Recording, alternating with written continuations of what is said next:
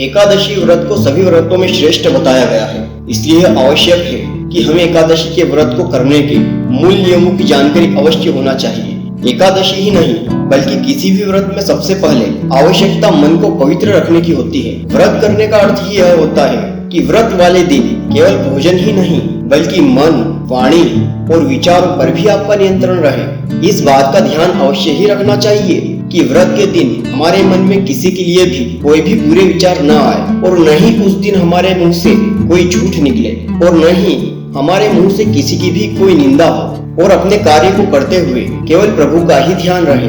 एकादशी व्रत के लिए दशमी तिथि को भोजन शाम को जल्दी ही कर लेना चाहिए और भोजन में चावल को नहीं खाना चाहिए। हमें दशमी की रात्रि को सोने से पहले मुंह को अच्छे से साफ कर लेना चाहिए ताकि हमारे दांतों में भोजन का कोई भी अंश शेष न रह जाए।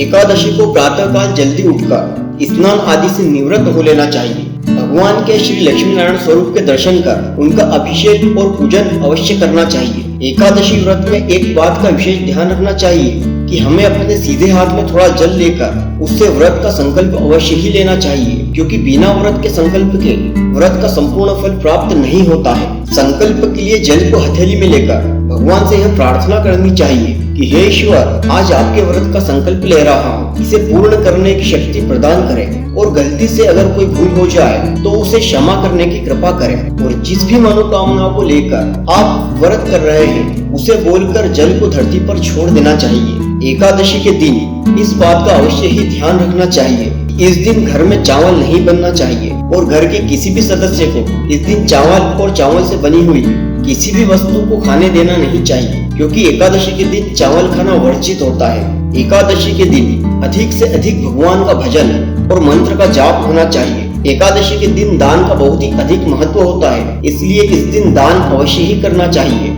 एकादशी के दिन एकादशी व्रत की कथा पढ़ने और सुनने का बहुत ही अधिक महत्व होता है। अगर परिवार में कोई एकादशी का व्रत न भी करता हो तब भी उसे एकादशी व्रत की कथा अवश्य ही सुनना चाहिए, क्योंकि एकादशी व्रत की कथा सुनने मात्र से भी महान पुण्य की प्राप्ति होती है। एकादशी के दिन जागरण का बहुत ही अधिक महत्व होता है, इसलिए इस दिन जागरण करके भगवान के भजन करना चाहिए। जो एकादशी तिथि द्वादशी को समाप्त हो रही होती है वह एकादशी अधिक श्रेष्ठ बताई गई है। द्वादशी तिथि को प्रातः काल जल्दी उठकर स्नान कर भगवान का अभिषेक व पूजन कर कुछ दान करने के बाद एकादशी व्रत का पारण अवश्य करना चाहिए, क्योंकि व्रत के पारण के बिना एकादशी व्रत का संपूर्ण फल प्राप्त नहीं हो पाता है।